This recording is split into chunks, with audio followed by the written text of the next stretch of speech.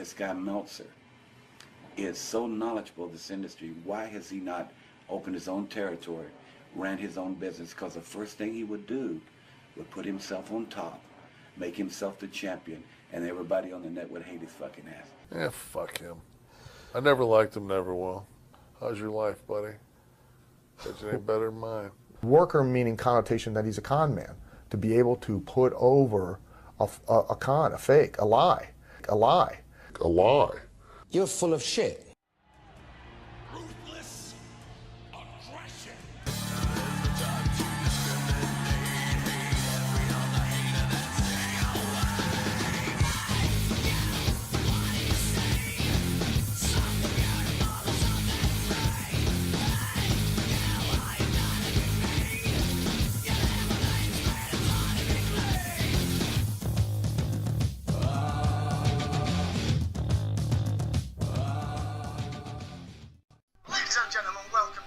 Aggression Era podcast, the only place where we decipher and dictate the era that rose out of the ashes of attitude and went on to be known as Ruthless Aggression. Today, we are still on the road to Wrestlemania 19, but today we're going to take a look and see what the Dave Meltzers of the world predicted for the weeks running up to the granddaddy of them all. But as always, I am your Olympic hero, Dave, and joining me as we delve into the world of the dirt sheets is the next big thing, CJ. How are we doing? I was a bit confused when we were setting this up. I thought, like, you know, we were going to talk about WrestleMania, but now we're doing something completely different. This isn't a work, ladies and gentlemen. This is like, I literally thought we were doing WrestleMania. I'm quite annoyed. Well, what are we actually doing then? What are we doing? We are going to pick it up the day after No Way Out. Obviously, we've already gone through the Raw and SmackDowns, and we've built that picture and painted the picture, and we've got all set and ready for WrestleMania. But what we're going to do today is take a look at people like Dave Meltzer and people like Lords of Pain, and let's see what they predicted for the weeks running up to WrestleMania, and let's see how correct they are. So I will kick us off, CJ. Credit Dave Meltzer at the Wrestling Observer newsletter. The reason why Rhino was not used in the six-man tag match last night at No Way Out was due to the current plan of bringing in Rhino as a heel. He would have filled in for Edge, a face, at last night's pay-per-view, but the current plan, again according to Dave Meltzer, is for Rhino to come in as a heel bodyguard for Matt Hardy. Well, that's a lot of bullshit, isn't it? You're full of shit. He came in as a tag team partner for Chris Benoit. He didn't come in as a heel either. So that's Dave Meltzer. You were wrong. So that's 1-0 to the good guys. Yes. Dave Meltzer also on the 24th February, as reported, that Bradshaw is currently down in OVW to train for his in-ring comeback. Bradshaw has been out for an injury for quite some time, and the last rumour is that his return was they're going to reform the Acolytes with Farouk. So, all right, yeah. So he's sort of right there because it wasn't JBL till like 2004, was he? Yeah, we do get in a couple of few months' time. I believe in 2003, maybe the summerish, we do get a return of APA. So do we have to mark that one up that Dave Meltzer's got one correct? Yeah, I'd say that's a ding. That's a ding for Dave Meltzer. He was ding for Dave. So moving on then to the next day, the 25th. The following news is derived from the Torch newsletter. Remember the Torch newsletter? I do indeed. I remember that one. Well, according to Torch newsletter, some in WWE are under the impression that they have nothing to worry about regarding the monstrous debut pushes Scott Steiner and Nathan Jones are receiving.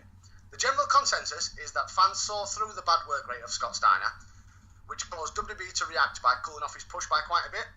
Many are expecting the same will happen with Nathan Jones, as he's not exactly the greatest worker in the world either. Well, that's a ding for Dave, or ding for Torch, because that is correct. Absolutely, 100%. I mean, on this little journey that we've done so far, you know, we know Scott Steiner was absolutely terrible in the ring. He was gassed in the match with Triple H. He's not very good on the microphone. He mixes words up. And Nathan Jones, we're not fully into him yet. We've seen bits of him towards WrestleMania, but we're not at the WrestleMania match yet. But yeah, I'd say he's right there. What I can remember from Nathan Jones, he was very green. Yeah, very, very green. Like I said to you on the previous podcast, Dave, Nathan Jones, if they'd have brought him in maybe after WrestleMania, they could have done more with him, but they hyped him too much, in my opinion.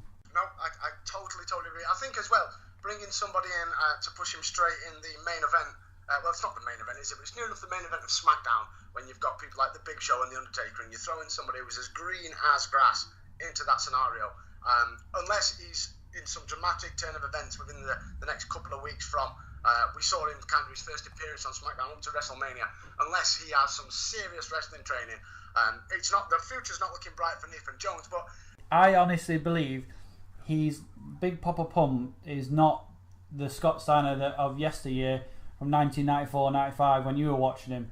That's when he was good. Like, as he's got older, he's just got steroidy and big and crap. And slow and puffy, and he's got not much air in his lungs.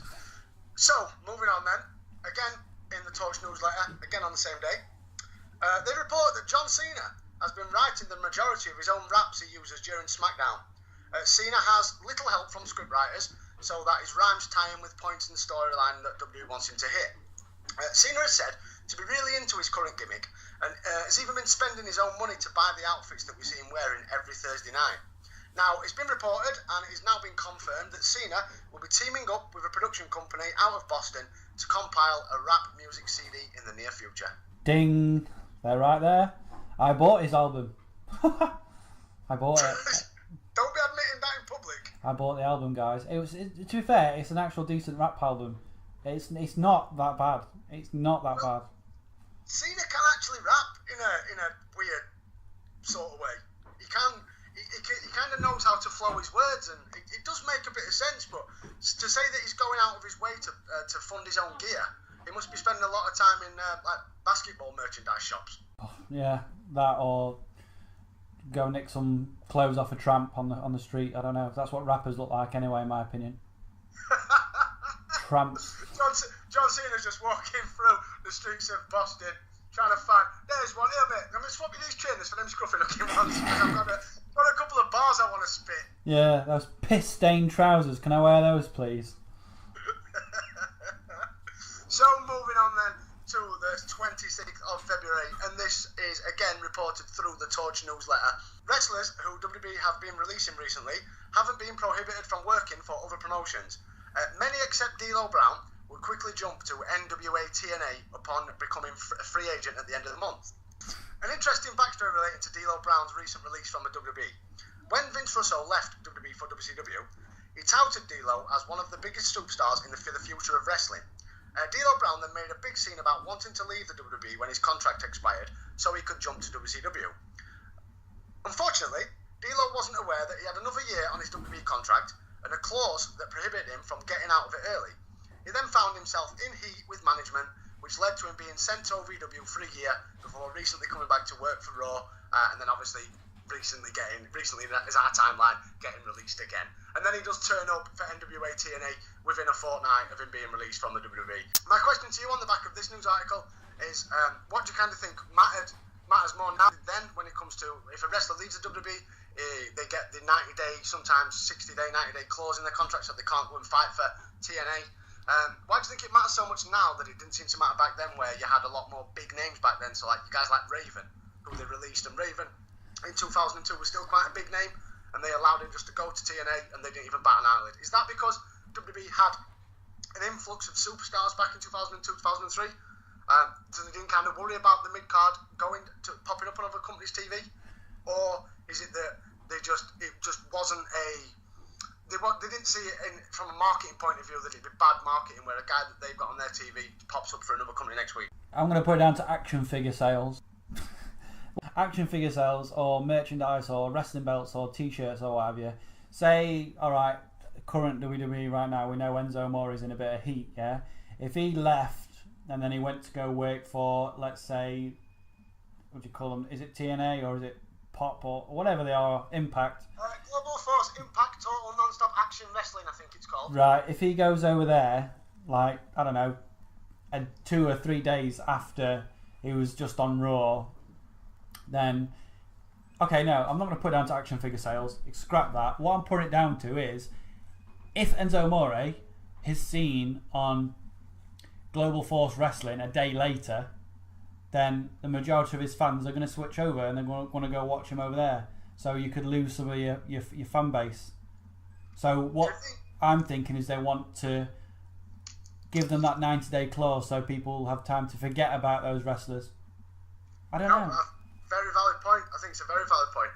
I'd also probably say as well, because we live in the era of the internet and the social media, if WWE wanted to kind of, I suppose in 2003 it was easier to hide stuff than it was in 2017.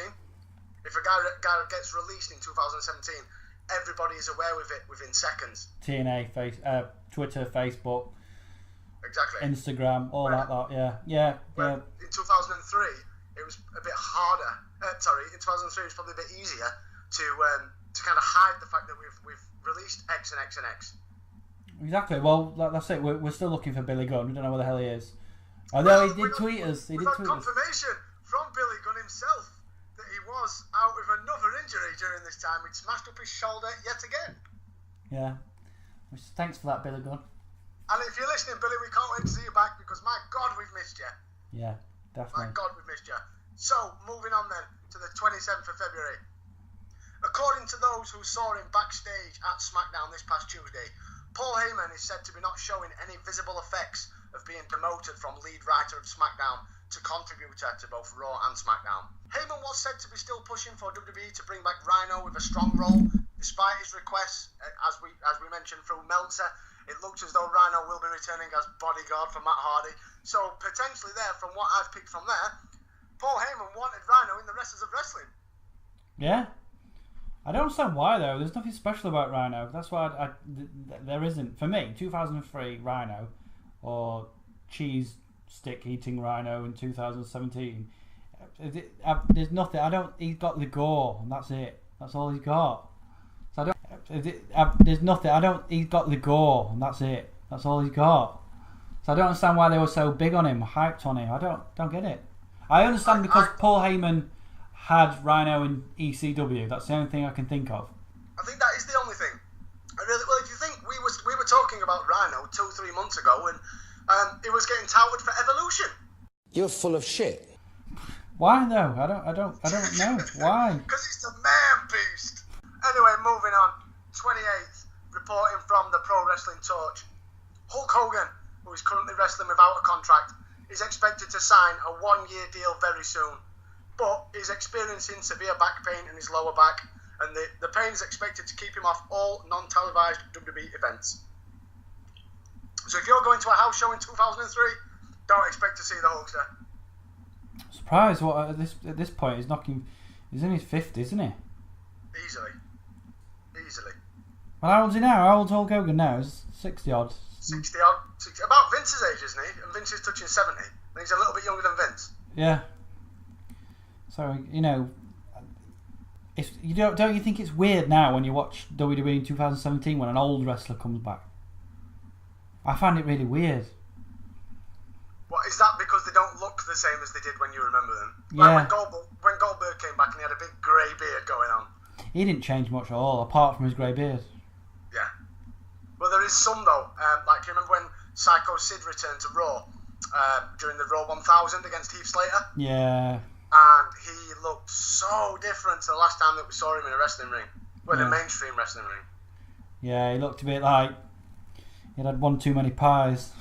Yeah, that life had given him a bad run of it, let's say. But that's February. Moving on to March then. These are a few that I picked up from March. This is one that should get you quite excited. 5th of March, according to Jason Powell at the PW Torch. The talk backstage at SmackDown was in fact that Bill Goldberg is very, very close to signing with the WWE, if he hasn't already. However, WWE officials keep denying that they've reached a deal with Goldberg. Well, yeah, you want... That's the thing, right? So, okay, spoiler alert. WrestleMania 19, when you watch WrestleMania 19 and it doesn't show it on the network, or when you watch WrestleMania 19, when I watched it, because I can remember watching it live at night time, and I remember that there was... Can you remember there was a trailer for Goldberg?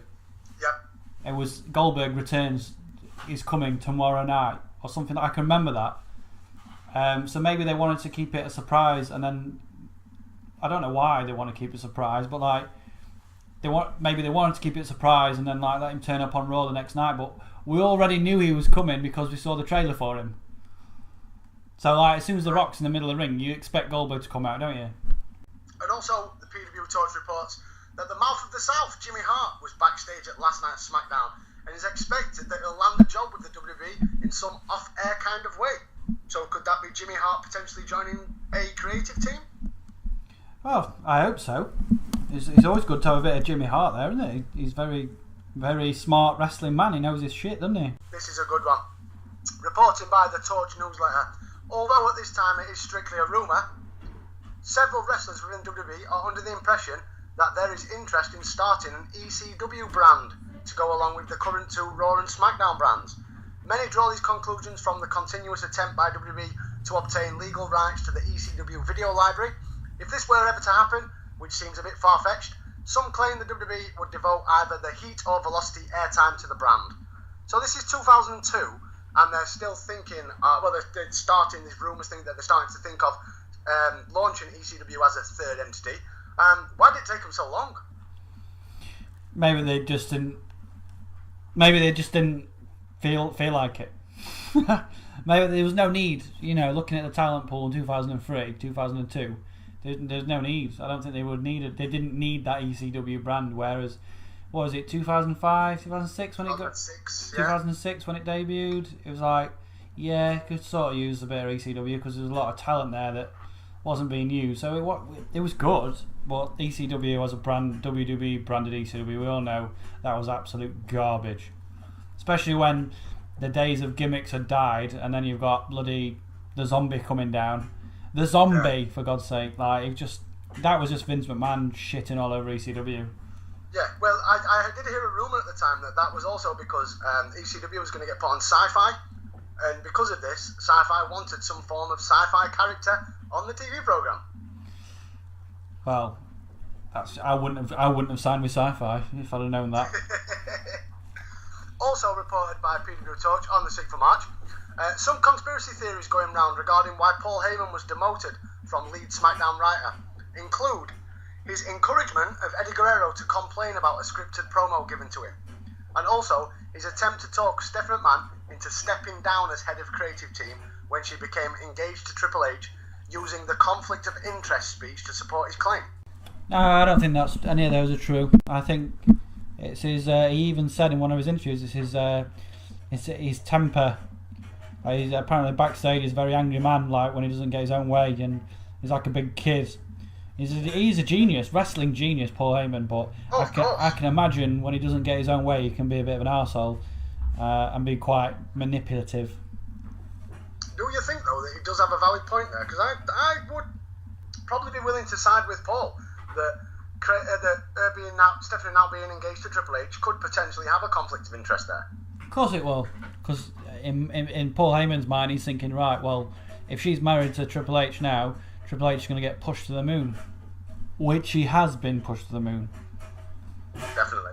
Well, we're seeing the start of the self-proclaimed burial of 99% of those that are put in front of one Paul Levesque. Yeah. So moving on then, the 8th. This was reported by Slam Sports Wrestling. Apparently, WWE is using its Road to WrestleMania house show tour to try out several possible matches that might end up on the final show in Seattle. Two of the possible matches are the Dudleys versus Christian and Chief Morley, and a triple threat for the Women's Championship between Victoria, Trish and Jazz. So one of them makes it on. One of them makes on, and Dudley Boys versus... What? Christian and Chief Morley? What did this... You can get the fact that obviously Jericho is busy with Michaels, but what Lance Storm must be looking back thinking this going, hang on a minute, they've just put me with Morley and give us a tag fucking titles. The fuck's this Canadian taking off it? No, I'm a Canadian, fuck! Yay! Un-American! Yeah, it doesn't make any sense, and it also is bad for if anything, it's bad for Christian. Like, so he was wasted back then, man. Christian deserves so much better. Yeah. It's one of them weird things where you look at the look in 2017, if you're going to look back on the careers of Edge and Christian and the Hardy Boys, everybody always says, oh well, Edge had the better career, Christian picked it up when Edge retired, Jeff Hardy had the better career, Matt Hardy's only coming into his own now. But go back into 2003, and Matt Hardy's bossing it, Jeff Hardy's lost, Edge is injured, and Christian's a lackey to Jericho.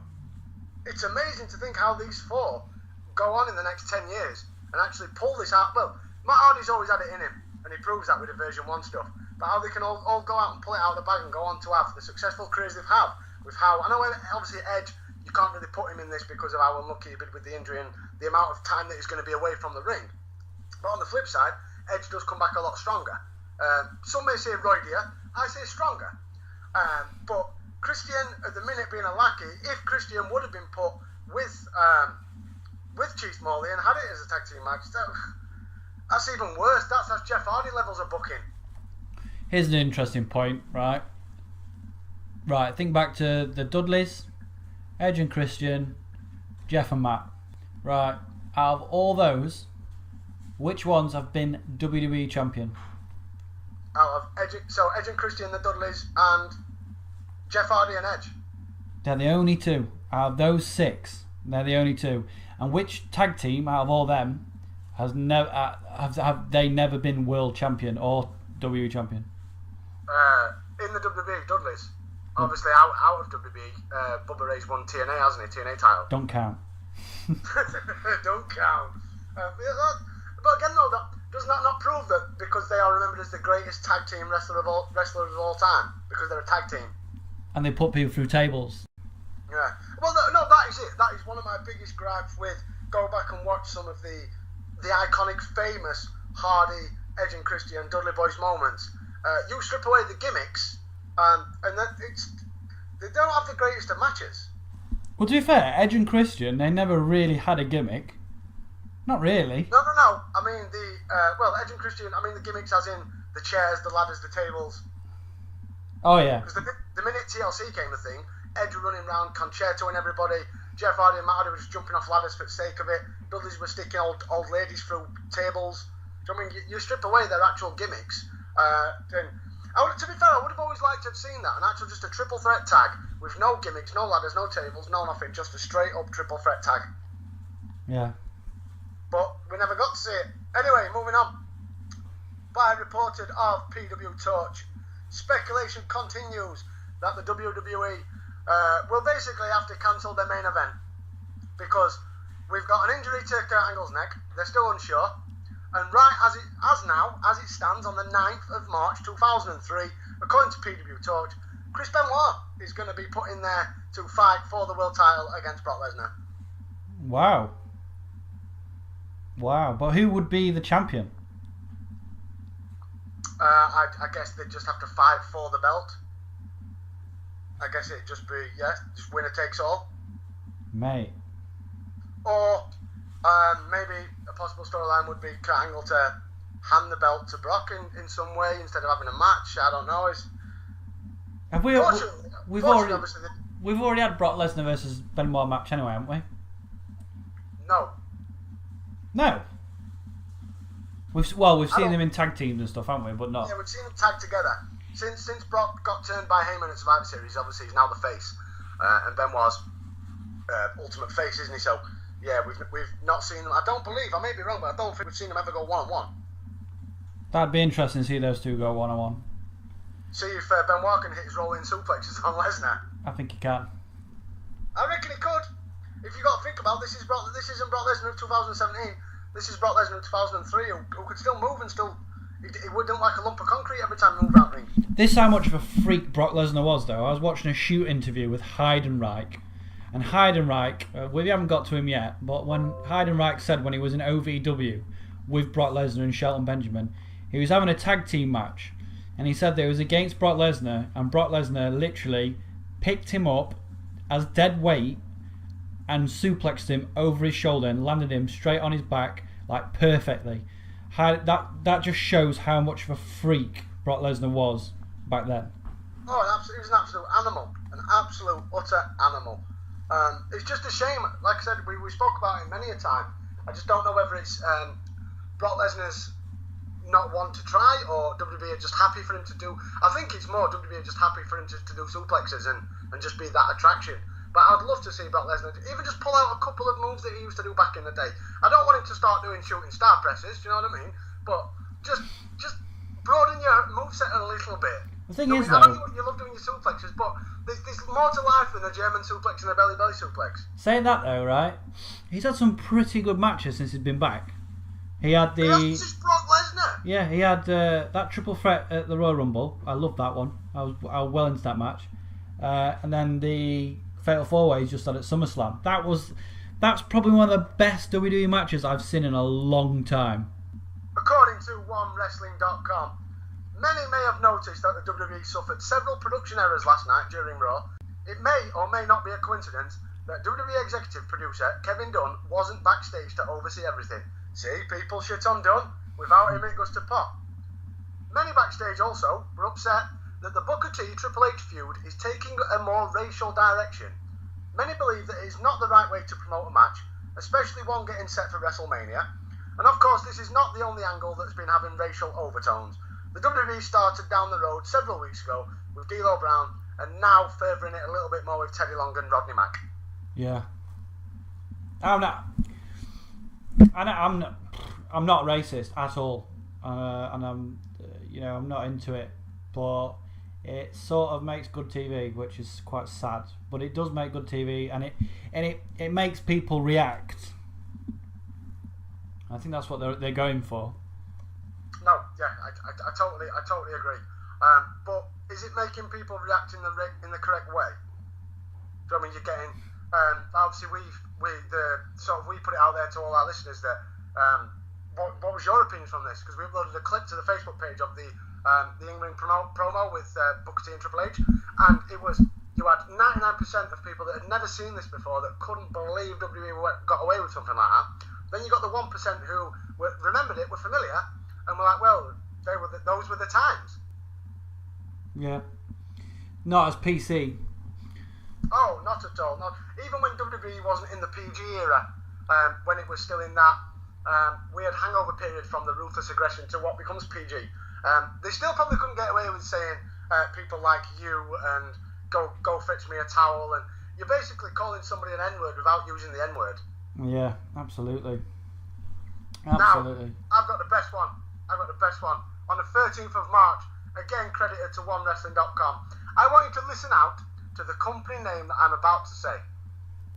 The Associated Press have reported today that World Wrestling Entertainment had their lawsuit against Big Dog Holdings thrown out of a Pittsburgh federal court this week. WWE had filed a copyright and trademark infringement suit against the sportswear company for producing a series of t-shirts that parodied popular WWE superstars using dog images, which was the company's gimmick, obviously being Big Dog Holdings. They came up with shirts such as The Rot, to mock The Rock, and Bone Cold for Steve Austin. WWE didn't like the fact that Big Dog was marketing off their trademarks and filed the suit. US District Judge David Kirkhorn ruled that the t-shirts were protected under the First Amendment. WWE lawyer Jerry McDevitt was not happy with the ruling. They use these stupid dogs incorporating intellectual property for profit, and they don't pay license fees that other people are required to pay, McDevitt said. The judge disagreed. That's interesting. It's very interesting to think that how much legal shit WWE do on a daily basis, and who they're trying to sue for. Like, I swear, like 20% of their profit comes from suing people. Yeah, I'm telling you. And I can tell you something as well. I can guarantee when they were thinking of a nickname for Roman Reigns, somebody found the old email. Big Dog Roman Reigns. The Big Dog. So moving on then, the 15th. A while back, there was talk going around that the WWE was interested in bringing the Ultimo Dragon into the WWE to help with the Cruiserweight division. But nothing ever went further than just talk. But now, it seems the WWE has renewed its interest in Ultimo Dragon.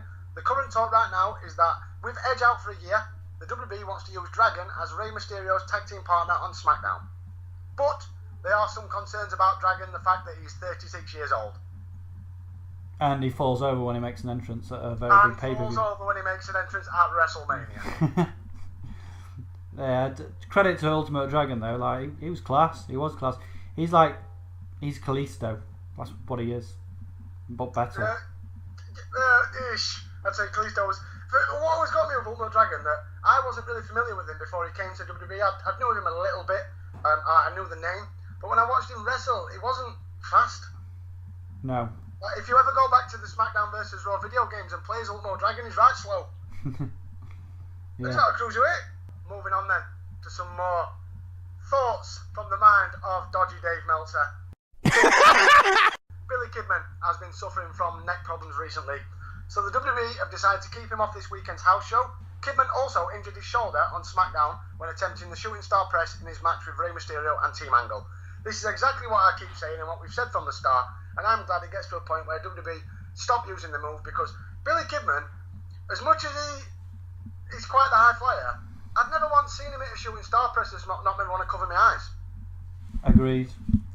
And now he's starting to injure himself. That's scary, because if he's starting to injure himself, what about the other people that he could injure? And when he's doing the move, it's really good to watch. It's a good move to watch, but I don't know. I've seen people hit it better than Billy Kidman. Well, yeah, definitely. Well, Evan Bourne for one. Evan Bourne is so much grace when he does the rotation. Billy Kidman just feels like gravity's taking over, and what's coming down on top of you is not in any coordination at all. Also, from the mind of Meltzer on this injury report, William Regal has obviously been off this weekend's TV, the week's past TV, and he missed all the weekend's house shows due to his stomach problems still. He's not been seen on TV since No Way Out, and as it stands at the minute, Dave Meltzer has no idea when William Regal is coming back to TV. Well, that's great news reporting, isn't it? You're full of shit. He has no idea. That's not news, mate. Like, we want to know what's happening. We don't, See, that's the best with Dodgy Dave, and that's why I've always loved Dodgy Dave. Because what he'll do is he'd make a perfect British politician. Because someone asks him a question, and he'll twist it with all his opinions and all his insider knowledge, but then he'll finish it with nothing's confirmed. What a dick. So yeah, what's the fucking point? Are you ready for some political news? Tony Halm, who wrestled for the WWE back in 1993 as Ludwig Borga, he's been elected to Parliament in Finland. That's pretty impressive. Any recollection of Ludwig Borga? No idea, mate. I have no idea who the hell that is. Ludwig Borga was, we're trying to paint you the picture. Imagine Heidenreich, a bit shorter, a bit fatter, wearing a singlet. Nope. Basically, Borga, during his WWF run, he defeated Marty Jannetty in his pay-per-view debut at the 1993 SummerSlam. He was also the man that ended the undefeated streak of Tatanka. And he was also scheduled to face Tatanka at the 94 Royal Rumble, but injury forced him out of the event, and he was never to be seen on WWE ever again. Moving on then, the 18th. The following is from a no-holds-barred radio interview with Eric Bischoff from the Wrestlemania 19 press conference. Eric Bischoff stated that not everything you read or hear is true about backstage developments, and most of it is bullshit. Well, we can confirm that for you, Bischoff. He feels that Ric Flair is a true professional and called him a friend and said he has no animosity towards him. That answer was given after he was asked if you and Flair have had a bit of fisticuffs backstage. And according to Meltzer, it happened.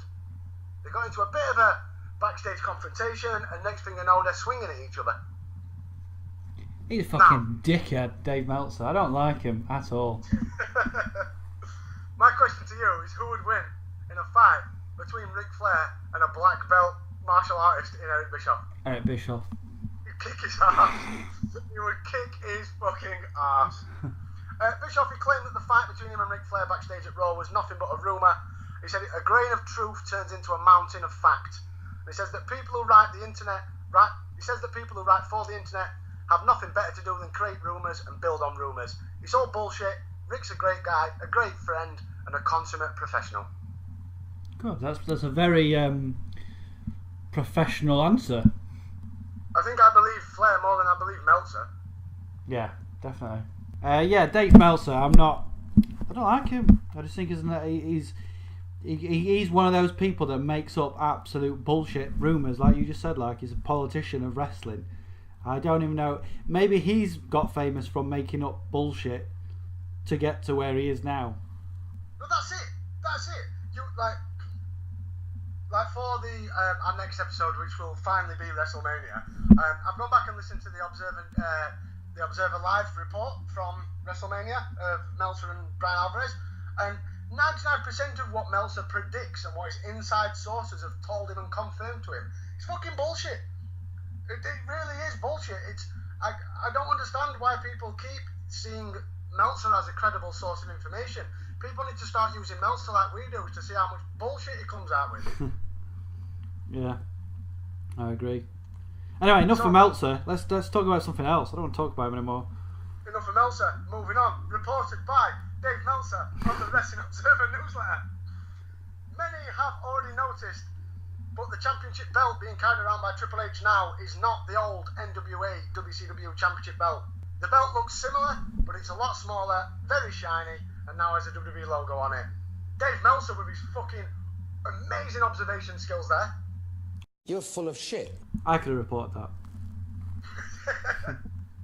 And this is not Dave Meltzer, but in another Where Are They Now segment of WWE.com, former WWE superstar Haku, who went by the name of Meng in WCW, is now a car salesman at Toyota dealership in Orlando, Florida.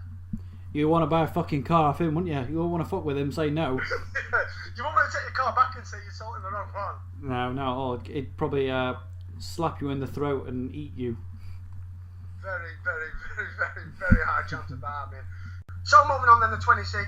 Again, the following news is derived from the mind of Dodgy Dave and his Wrestling Observer newsletter. Despite what we wrote last week.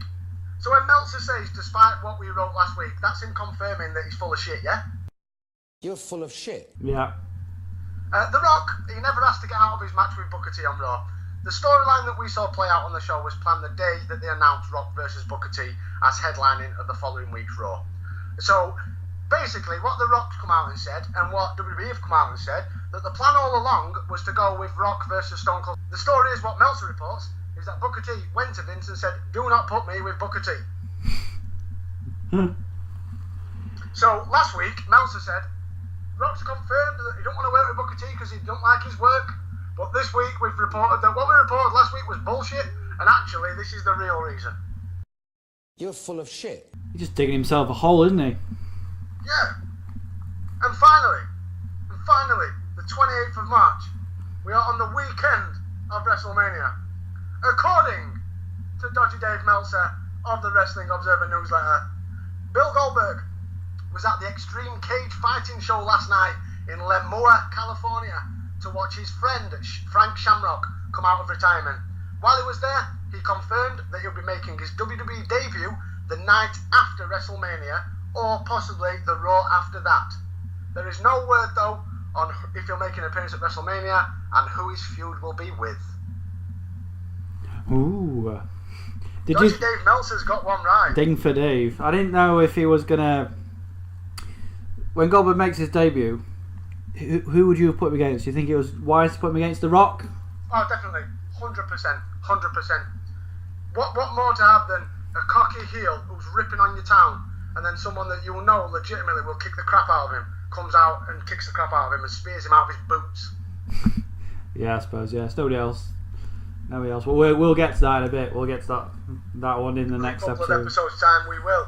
But that was a look at what Dodgy Dave and his pals reported as the build-up to WrestleMania, and I think we can categorically confirm that OneWrestling.com, PW Torch, Dave Meltzer, they don't know their ass from... Absolutely not. No, they don't. They've just made so much crap up. But it's, in a way though, it's sort of good because it gets the wrestling community talking. It's something to talk about, but it's like a little fanboy inside of me. When somebody says something, it gets more exciting. When it doesn't happen, I feel fucked off. Don't play with my emotions, man. Is there anything positive, Christian, before we close out, that you can take from this episode of the Dirt Sheets of the wrestling community? Dave Meltzer is a fucking wanker. There's other things like that they've got right, that's made me think, yeah, like it would have been cool to know that back in the day. Yeah, but half the things though, do they just not fluke it? Yeah, it just took a wild guess. Looked who were injured and took a wild guess, and when they come back, they'll be flat. Look at we kicked off the show, Christian. We kicked off the show with Rhino's going to be Matt Hardy's bodyguard, and we finished it with Dodgy Dave confirming Goldberg's going to appear. So it's what he's took there.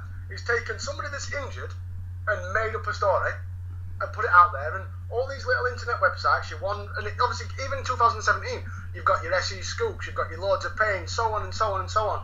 They all report the same shit that comes out of Meltzer's mouth. So whatever he makes up, they'll just jump on and report.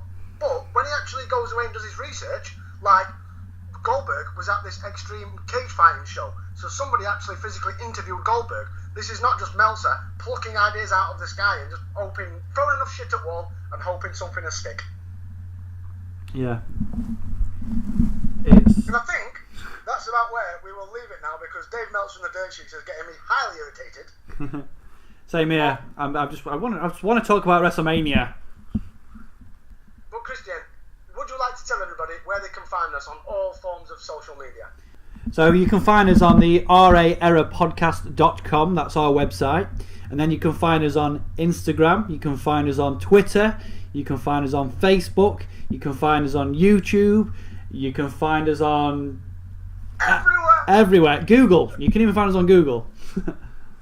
So yeah, you can find us everywhere. And just share us and let your friends know about us. Yeah, let your friends know. And like Christian said, our Era Podcast, all you have to do is search for that in any form of social media and you will find us. But from the Olympic hero and the next big thing, until WrestleMania... Peace out, people.